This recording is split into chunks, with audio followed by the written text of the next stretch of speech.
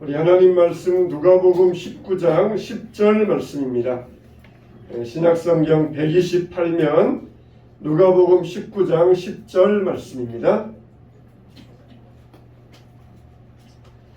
자, 우리 짧은 한 절 우리 한 목소리로 다 같이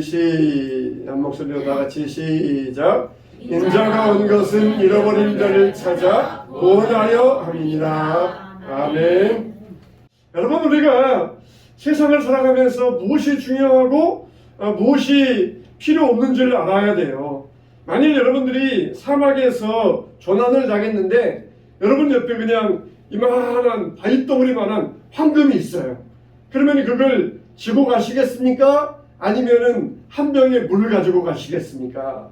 사막에서 조난당했으면은 이거 이만한 우리 머리통만한 수박만한 이 황금 덩어리 들고 가다가는 사막에서 죽고 말아요. 한 병의 물, 이걸 물을 들고 가야 됩니다.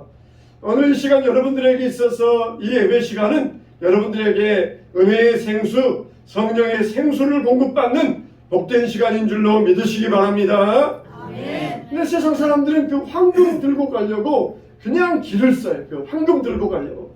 그 사람들 어떻습니까? 다 죽어요. 다 사막에서 죽습니다. 사막에서 자기가 죽을 줄 모르고 그거 들고 가다가 그냥 사막에서 죽어요. 이 사람들은 다 죽어 있어요. 불신자들은 죽은 자들입니다. 그러니까 생수 한 병, 이게 얼마나 귀중한 줄 몰라요. 우리는 그들을 깨워야 돼. 살려야 돼. 그들을 살려서 믿음으로 살아가야 됩니다. 우리에게 정말 무엇이 중요하고 무엇이 필요한지, 사막에서 인생의 사막을 걸어온 저희들에게 있어서 성령의 생수, 은혜의 생수, 바로 이 시간이 성령께서 저와 여러분들에게 성령의 생수를 부어주시기를 주님의 이름으로 축원합니다. 아멘. 예수님은 정말 선택과 집중에 있어서 탁월하신 분이었어요. 우리나라에 이 자격증을 쉬운 2개를 따신 이 기술교사가 있습니다. 이분은 기술교사였는데 왜 그렇게 쉬운 2개나 되는 많은 자격증을 땄습니까 했더니, 어렸을 때 집안 형편이 어려워가지고 공부를 제대로 못해서 좋은 대학에 가지 못했어요.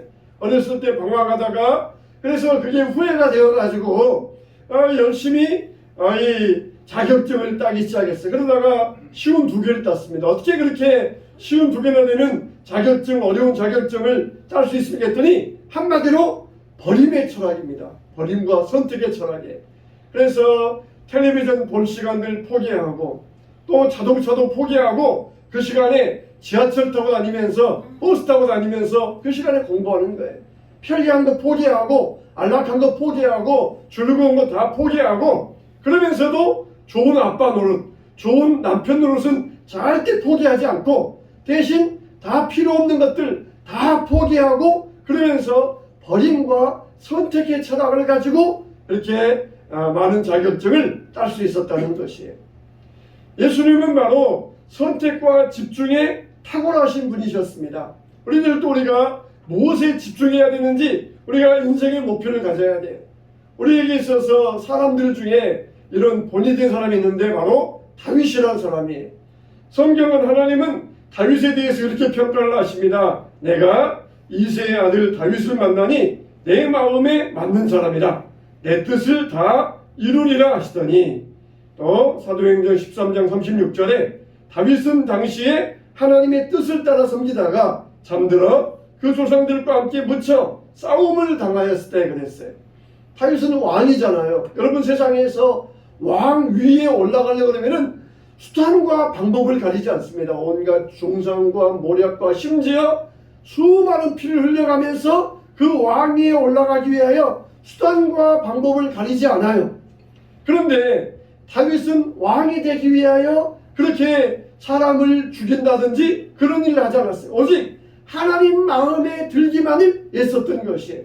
하나님의 마음에 합하기만을 위하여서 최선을 다했던 것이에요. 하나님께 집중하자. 하나님께서도 다윗에게 집중해 주셨어요. 그래서 목동이었던 다윗을 들어가지고 왕이 되게 하셨던 것입니다. 하나님께 집중하니까 하나님도 다윗에게 집중하셨던 것이에요.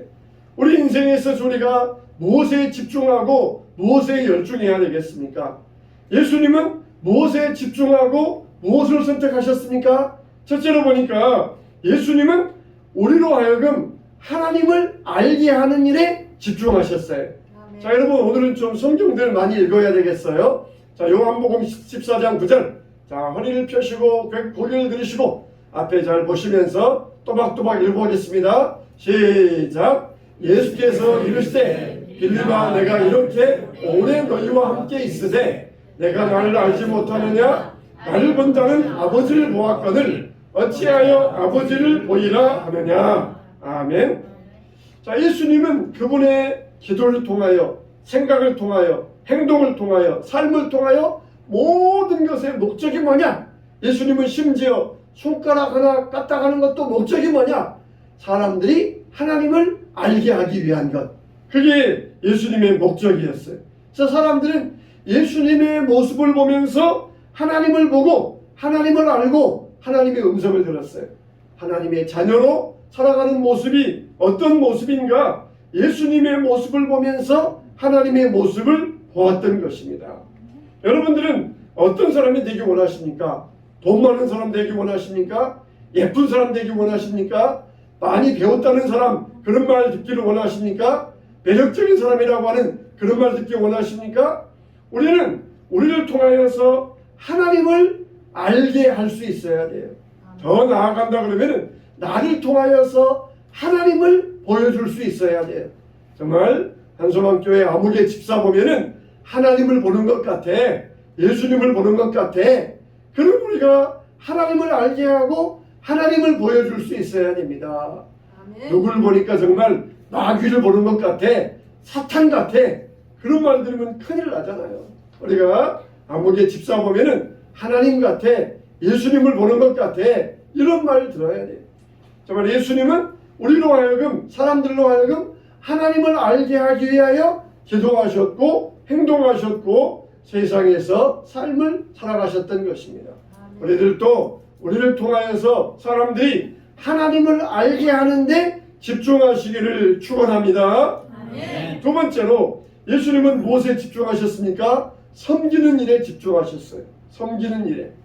마가복음 10장 45절 시작. 인자가 온 것은 섬김을 받으려 함이 아니라 도리어 섬기려 하고 자기 목숨을 많은 사람의 대속물로 주려 함이니라. 아멘. 예수님은 무슨 일에 선택하시고 집중하셨느냐? 섬기는 일에. 섬기는 일에 선택하시고 그 일에 집중하셨어요. 자신의 몸을 주기까지, 하나밖에 없는 자신의 생명을 주기까지 그 일에 선택하시고 집중하셨던 것입니다. 우리가 유관순을 보잖아요.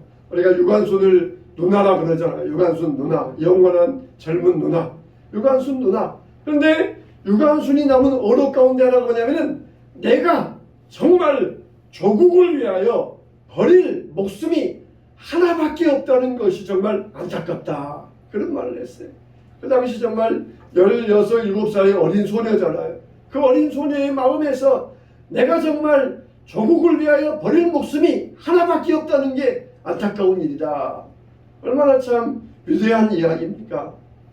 이렇게 하나밖에 없는 생명, 무엇을 위하여서 버릴 수 있습니까? 유관순 이 열사는 조국을 위하여 그 목숨을 버렸어요. 우리 예수님은 무엇을 위하여 버리셨습니까? 인류의 죄를 대속하시기 위하여 그 목숨을 버리셨던 것입니다. 33살 젊은 나이에 그 목숨을 아낌없이 우리를 위하여 버려주셨어요. 우리는 섬기는 자로 살아가야 됩니다. 주인을 태운 이 말의 꽃비를 잡은 종과 같이 되어야 돼요. 주인은 편하게 말 타고 가는데 나는 말의 꽃비나 잡은 종의 신세, 알고 내 신세야. 그러면서 신세 한탄할 것이 아니라 주인님을 모시고 가는 종으로서 정말 한없는 기쁨을 가지고 그 길을 갈 수 있어야 돼요. 우리는 예수님을 모시고 가는 노새와 같아요. 예수님을 우리 인생의 주인으로 모시고 살아가야 됩니다. 아멘. 예수님이 우리를 위하여 섬겨주셨을 때 예수님은 정말 지극히 높임을 받아서 온 세상의 주인으로서 왕으로서 등극하셨던 것이에요. 왕이신 예수님이 우리를 위하여 섬기는 자로 오셨습니다. 우리들도 이 땅에 대해서 대접받으려 하지 말고 대접하는 자가 되어야 돼. 섬기는 자가 되어야 됩니다. 제가 어제 그 기정떡과 그 수박을 받으면서 야, 나도 이렇게 섬기는 자, 사주는 사람이 되어야 되겠다. 그런 사람 되면 좋겠다 싶었어요. 나중에 다들 간 다음에 3명 남았을 때 제가 3명만 말차 라떼 사줬어요. 그게 보니까 13,000원이더라고요. 야, 내가 그래도 속으로 이거라도 썼다. 내가 이거라도 섬겼다. 이제 그런 생각을 해보았습니다. 그러니 정말 섬기는 자가 되어야 돼요. 섬기는 자. 예수님은 섬기는 자가 되기 위하여 이 땅에 오셨고 섬기는 자로 사셨던 것입니다. 세 번째로 예수님은 무슨 일에 선택하셨고 집중하셨습니까? 사탄의 일을 멸하기 위해서 오셨어요. 자, 요한일서 3장 8절 시작. 죄를 짓는 자는 마귀에게 속하나니 마귀는 처음부터 범죄함이라. 하나님의 아들이 나타나신 것은 마귀의 일을 멸하려 하심이라. 예, 예수님이 선택하시고 집중하신 일은 죄 사탄의 세력을 멸하기 위하여서 선택하고 집중하셨다는 것이에요. 마귀는 지금도 호시탐탐 노리고 있어요. 여러분들이 교회 나오지 못하고 야, 연휴야, 한 번만 누가 보면은 2박 3일 가서 실컷 놀고 있을 수 있잖아. 그러면서 기도하지 못하게 하고 예배드리지 못하게 하고 전도하지 못하게 하고 우리를 호시탐탐 방해하고 있습니다. 그래서 할 수만 있으면은 예배에서 멀어지게 하고 주님으로부터 마음이 멀어지게 하고 물질에 물들게 하고 탐욕에 빠지게 하고 교만하게 만들고 그리고 범죄하게 만듭니다. 예수님은 이런 사탄의 일을 멸하기 위하여서 이 땅에 오셨어요. 우리도 담대하게 선포하세요. 예수님의 성령의 권능으로 사탄의 권세를 멸해야 됩니다. 사탄에게 그냥 질질질질질질 끌려다니면서 결단도 하지 못하고 그런 신세가 되어서는 안 돼. 사탄의 종이 되어서는 안 돼. 사탄의 권세를 멸해야 됩니다. 담대하게 사탄이 우리를 방해할 때, 우리의 기도를 방해할 때, 예배를 방해할 때 사탄아 물러가 그러면서 담대하게 사탄의 권세를 물리치시기를 축원합니다. 아멘. 네 번째로 우리가 해야 될 일은 뭡니까? 이 하나님의 자녀로서 삶의 본을 보여주셨어요. 자, 로마서 8장 29절 시작. 하나님이 미리 아신 자들 또한 그 아들의 형상을 본받게 하기 위하여 미리 정하셨으니 이는 그로 많은 형제 중에서 맏아들이 되게 하려 하심이니라. 아멘. 뭐가 되게 하려 하심이니라? 맏아들이 되게 하려 하심이니라. 맏아들이 된다. 이 말은 그냥 태어나서 맏아들이 아니라 그 아들들 가운데 제일 본이 되는 아들이라는 거예요. 야곱에게는 12아들이 있었지만 실제적인 맏아들은 누구예요? 네 번째인 유다예요. 유다가 본이 됐어요. 자기 동생 요셉을 죽이려고 할 때 요셉을 죽이지 말자 그러면서 요셉을 막아주었고 또 그리고 자기 동생 베냐민이 잡혀갈 때에 내 아들 데려가세요 하면서 본이 됐어요. 하나님께서 그와 같이 본이 된 유다를 네 번째, 출생으로는 네 번째 아들이지만 실제적으로는 맏아들 되게 하셨던 것입니다. 예수님이 맏아들 된다. 이 말은 본이 된다는 것이에요. 집에서 장남이라 그러면은 장남의 무게가 얼마나 무겁습니까? 위로는 부모님 모셔야 되고 아래로는 동생들 건사해야 되고 장남의 무게가 무겁잖아요. 모든 면에 있어서 부모님 모셔야 되고 동생들에게는 본이 돼야 되고 이게 장남의 무게잖아요. 그런 것처럼 예수님이 우리에게 장남으로서 본이 되기 위하여서 삶의 모범을 보기 위하여서 이 땅에 오셨다는 것입니다. 엘리야가 기도할 때 갈멜산상에서 바알과 아세라 선지자들과 영적 전쟁의 대결을 합니다. 바알과 아세라 선지자들은 자기 몸을 사가면서 별 댄스를 추면서 외쳤지만 하늘에서 불씨 하나도 내려오지 않았어요. 저녁 때까지 불에서 불이 내려오지 아니하자 엘리야가 내가 기도하겠다 그러면서 12제단을 쌓고 그 위에다가 제물을 올려놓고 기도합니다. 왜 무슨 기도합니까? 하나님, 제가 하나님의 종임을 보여주시옵소서. 제가 하나님의 종임을 저들이 깨달아 알게 해주시옵소서. 그런 기도했어요. 제가 하나님의 종이라는 것이 저들에게 보여지게 해주시옵소서. 증거가 나타나게 해주시옵소서. 그 기도했어요. 그러자 하늘에서 불이 내려왔고 재물과 물을 다 태워버렸다고 했던 것입니다. 엘리야가 하고자 했던 뭐예요? 자기가 하나님의 종임을, 하나님의 살아계심을 보여주기를 원했던 것입니다.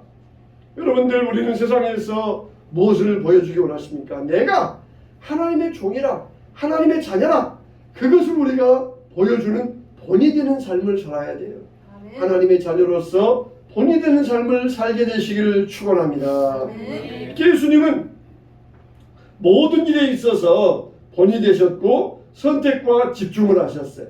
여행을 할 때에도, 고향에서 박대를 받을 때에도, 식사를 할 때에도 그 모든 일을 감수하시면서 오직 목적, 선택하시고 집중하시면서 그 일에 최선을 다하셨던 것입니다.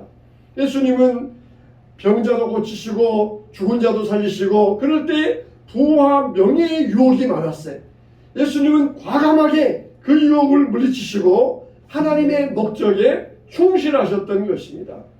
이와 같이 모든 이 목적에 충실하시기 위하여서 선택하셨고 집중하셨던 예수님이에요. 마태복음 25장 23절 말씀이에요. 마태복음 25장 23절 앞에 보세요. 자, 시작. 그 주인이 이르되 잘하였도다 착하고 충성된 종아, 내가 적은 일에 충성하였음에 내가 많은 것으로 내게 맡기리니 내 주인의 즐거움에 참여할지어다 하고, 이게 선택하고 집중한 자가 받을 하나님의 칭찬입니다. 여러분, 악계종이 뭔지 아세요? 악계종. 악하고 게으른 종을 악계종이라 그래요. 악계종. 요즘은 다 말을 줄이기를 좋아하잖아요. 교회에서 청년들이 그러더라는 거예요. 목사님, 우리 맥날에 가요, 맥날에 그러더라는 거예요. 맥날에 가요, 그러더라고요. 맥날이 뭐냐 그러니까, 맥도날드 햄버거 집 있잖아요. 맥도날드 가요. 그러더라는 거예요. 야, 맥도날드 하면 되는데 무슨 맥날이 뭐냐 그랬더니, 그렇게 요즘은 이 말을 줄여 하기를 좋아한다는 것이에요. 여러분, 우리는 악계종이 되면 안 돼요. 충성된 종이 돼야 돼요. 충성된 부지런한 종이 되어야 됩니다. 아멘. 할렐루야. 네. 자, 그러면 우리가 이렇게 목적에 충실한 삶을 살기 위해서는 어떻게 해야 되느냐? 첫째로 보니까 우리는 삶의 목적이 분명해야 돼요. 골로새서 1장 16절. 자, 시작. 만물이 다 그로 말미암고 그를 위하여 창조되었고, 또 이사야 43장 21절 시작. 이 백성은 나를 위하여 지었나니 나를 찬송하게 하려 함이니라. 아멘. 예. 우리의 인생의 목적이 뭐냐? 인생의 목적이 뭐예요? 바로 하나님을 찬송하는 것. 그 내가 나를 위하여 지었나니, 우리가 그를 위하여 지음을 받았다 그랬어요. 인생의 목적이 뭐냐? 그러니까 변호사 되는 거예요. 변호사 되는 거는 이 직업일 수는 있지만은 인생의 목적일 수는 없어요. 이렇게 일에다가 인생의 목적을 두면은 결국 사람은 죽도록 일만 하다가 끝나게 돼 있어요. 또 인생의 목적이 뭐냐? 그러면은 좋은 가방 사는 것, 넓은 아파트 사는 것, 이렇게 소유물에다가 인생의 목적을 두어요. 그런데 이렇게 재산에다가 인생의 목적을 두면은 그 재산이 사라지는 순간 그 인생도 사라지게 돼 있어요. 우리가 국민 어머니라고 하는 이 황정순 씨 있잖아요. 황정순 씨. 나중에 이제 김혜자 씨가 국민 어머니 됐는데, 이 황정순 씨는 50대 때부터 TV에 나와가지고 어머니 노릇했어요. 이렇게 딱 머리 빗고 쪽 지어가지고 뒤에다 비녀 꽂고 항상 옛날 그 어머니 노릇, 그런 어머니였어요. 근데 이분은 첫 번째 남편과 사별하고 자녀가 없어요. 그래서 두 번째 남편 의사와 결혼했는데 자기 자녀가 없으니까 조카를 양자로 삼았어요. 그리고 두 번째 남편과의 사이에서 거기에서 의붓 자녀들이 있었습니다. 그런데 84세인가 돌아가셨는데 그 죽을 때에 강남에 수백억 대의 부동산과 땅과 건물이 있었어요. 그걸 두고 의붓 자식들, 양자들이 아직 어머니가 몸이 식지도 아니하고 살아있는데 거기에서 병원에서부터 이 두 번째 결혼한 남편과 함께 그 수백억 대 재산을 차지하기 위하여서 막 이 소송전을 벌이고 무려 죽은 다음에는 10년 동안을 그걸 차지하기 위하여서 소송전을 벌였어요. 정말 사람들 앞에서는 좋은 어머니로서의 그런 이미지를 가졌지만 정말 자녀의 복은 없었어요. 자녀들에게 줄 수 있는 이 자녀의 복은 없었던 것입니다. 소유물을 목적으로 삼으니까 정말 그렇게 인생이 망가지고 말았던 것입니다. 우리의 목적은 삶의 목적, 하나님의 영광, 하나님을 찬송하는 것, 우리의 삶의 목적이 되어야 돼요. 우리는 하나님으로부터 창조되었어요. 피조물의 목적은 뭐냐? 하나님을 위해 사는 것, 하나님을 찬송하는 것, 이게 우리의 목적이 되어야 됩니다. 먹든지 마시든지 무엇을 하든지 하나님의 영광을 위하여 하라. 이게 우리가 힘써야 될 삶의 목적이 되는 것이에요. 두 번째로 우리는 대가를 지불해야 됩니다.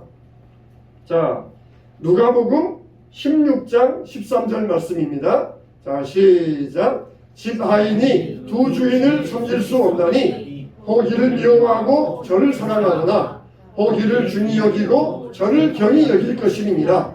너희는 하나님과 재물을 겸하여 섬길 수 없느니라. 아멘. 여러분, 우리가 천국의 소중한 삶을 얻기 위해서는 대가 지불이 있어야 돼요. 기회 비용의 지불이 있어야 됩니다. 밭에 감추인 보화의 비유에 보면은 어떤 사람이 남의 밭을 붙여 살아요. 남의 밭을 붙여 산다는 게 무슨 이야기입니까? 자기 땅이 없어요. 그러니까 남의 땅 빌려가지고 거기에 붙여 살면서 거기에서 가을에 열매가 나오면은 일부분 주고 그거 가지고 남의 밭을 붙여 삽니다. 근데 열심히 붙여 살아가지고 조금이라도 좀 열매 많이 맺어야 주인 주고 자기에게 가져오니까 아주 그냥 거름도 주고 김도 메고 열심히 밭을 맺습니다. 그런데 어느 날 호미질 하다 보니까 뭔가 쨍그랑하고 걸려요. 파보니까 거기에 그 보석 괴가 나오는 것이에요. 거기에서 금은보화가 쏟아져 나왔습니다. 근데 이게 남의 밭이니까 남의 밭에 있는 것을 가져가면 이건 도둑이 돼요. 그래서 얼른 묻어놓고 집에 가서 집에 있는 것들 다 팝니다. 집도 팔고 냉장고 팔고 자동차 팔고 다 팔아가지고 그 밭을 샀느니라. 그러면 어떻습니까? 합법적으로 그 밭의 물건은 자기 것이 되는 것이에요. 요즘 법은 다르지만 그 당시 법은 그랬어요. 요즘 법은 그래도 안 돼요. 그러나 그 당시 법은 그 당시에 가져오는 사람이 그 밭에 숨겨져 있는 보물의 임자다. 이 사람이 그걸 가져왔어요. 이건 뭘 말하고 있는 것이에요?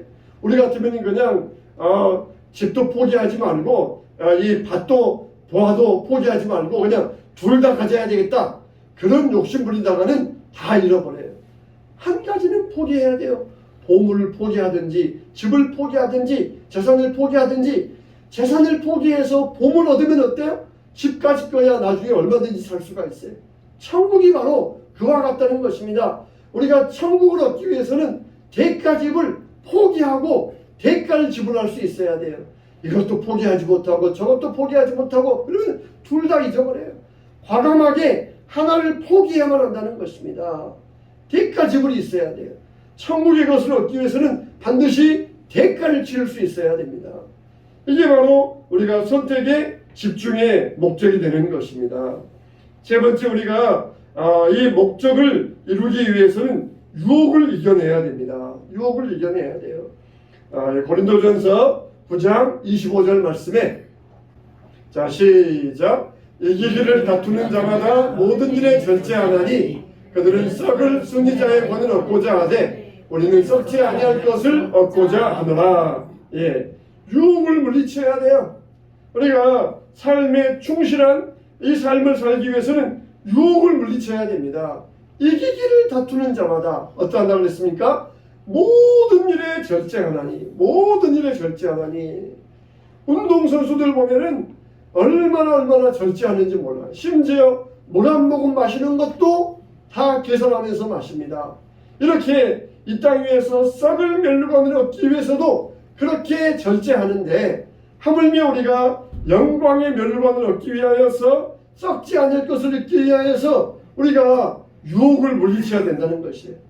편리한 일들, 쾌락의 일들, 안락한 일들 다 하고 그리고 나서 승리의 멸류관은 얻을 수 있다 없다? 없다. 없다예요. 다 없다는 것입니다. 포기하고 버려야 돼요. 대가 지불해야 됩니다. 그래서 이 모든 일에 전심전력하여 너의 성숙함을 모든 사람에게 나타나게 하라. 이렇게 말씀하신 것입니다. 네 번째로 우리가 이 목적에 충실하려면 어떻게 해야 돼요? 성령 충만해야 됩니다. 요한복음 14장 16절 말씀이에요. 자, 시작. 내가 아버지께 구하겠으니 그가 또 다른 보혜사를 너희에게 주사 영원토록 너희와 함께 있게 하시리니. 또 다른 보혜사를 너희에게 주사. 보혜사의 뜻은 뭐냐? 보호자, 돕는 자, 그런 뜻이 있어요. 우리는 넘어지기 쉬운 존재들이에요. 그래서 우리는 반드시 돕는 자가 필요합니다. 우리를 보호하고 도와줄 분이 필요해요. 따라서 합시다. 나는 한번 크게 따라서 해보세요. 나는 성령님의 보호와 도움이 반드시 필요합니다. 예. 나는 성령님의 보호와 도움이 반드시 필요합니다. 근데 여러분, 하루를 살면서, 지난 한 주간 살면서 성령님께 도와주세요, 저 좀 보호해 주세요, 그렇게 구해 보셨습니까? 그렇게 구해 보셨습니까?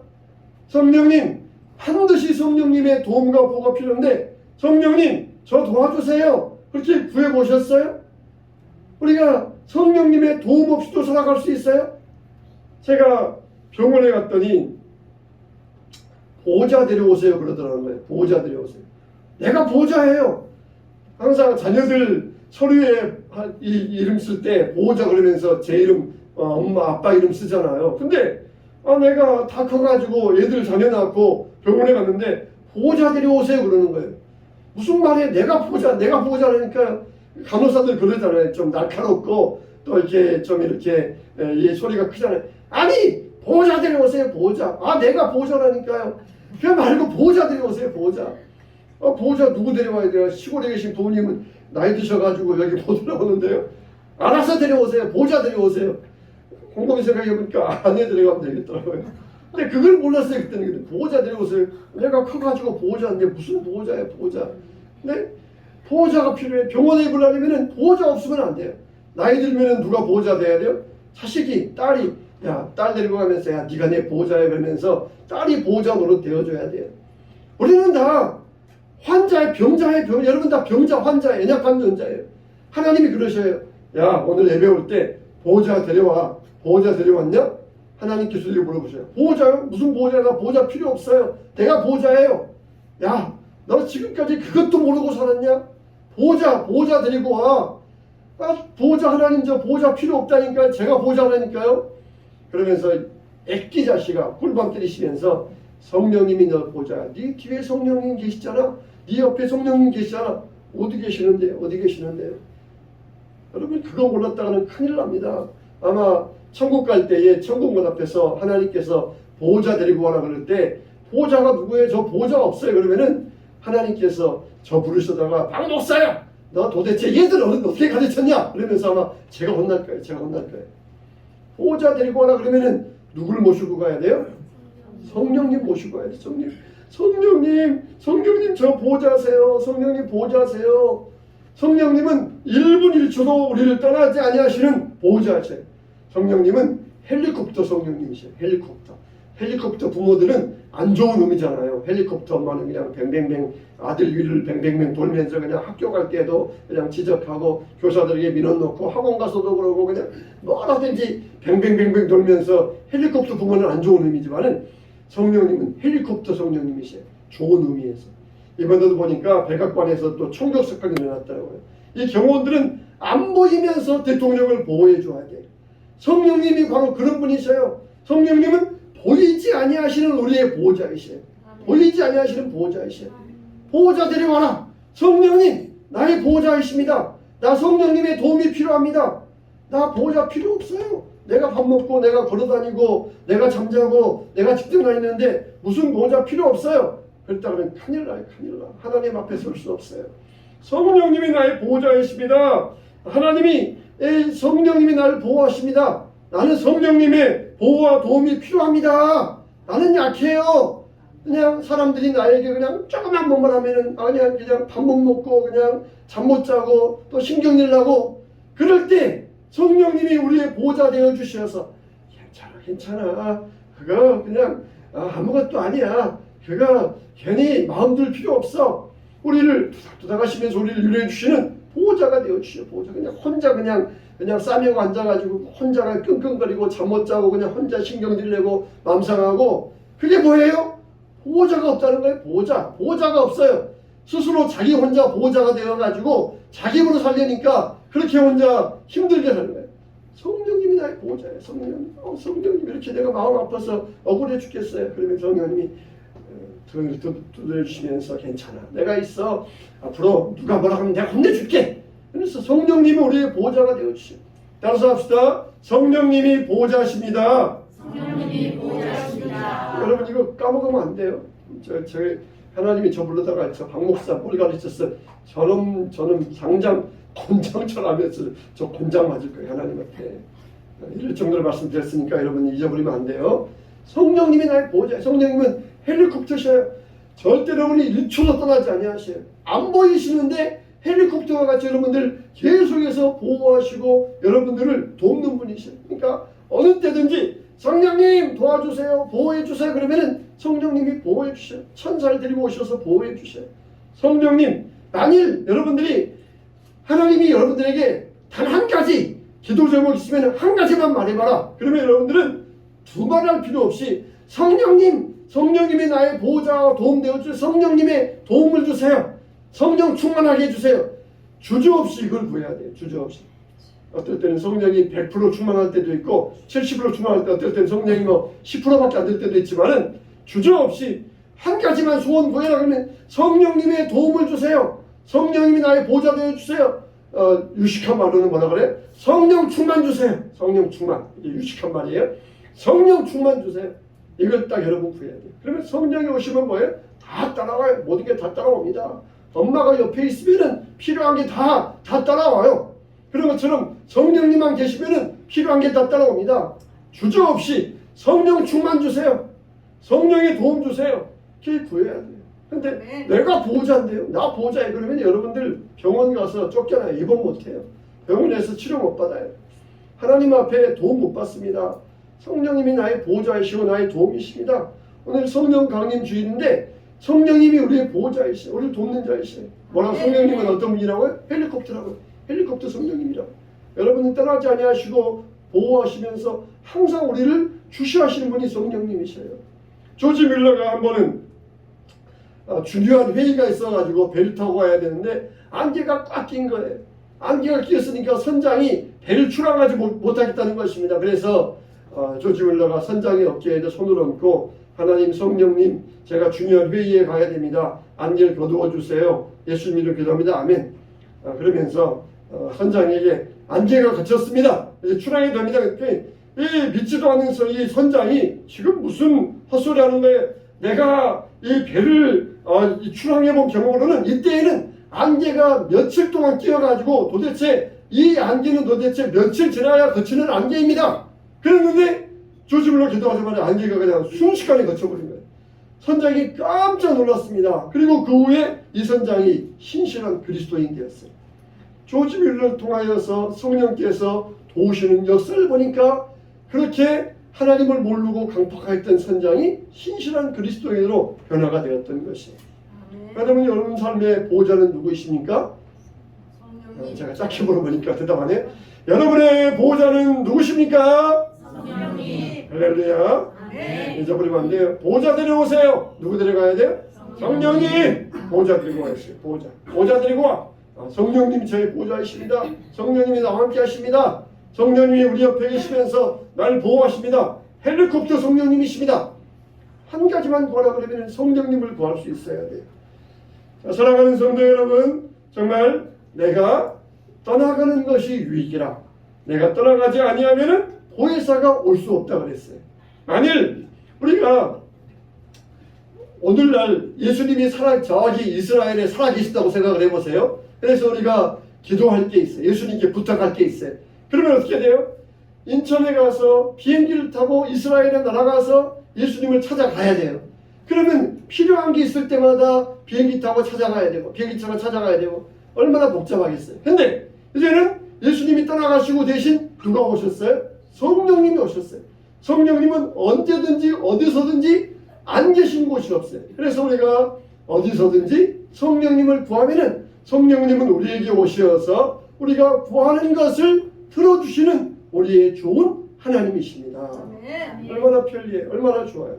성령께 구하면은 언제든지 어디서든지 우리의 필요에 응답하시는 하나님이세요.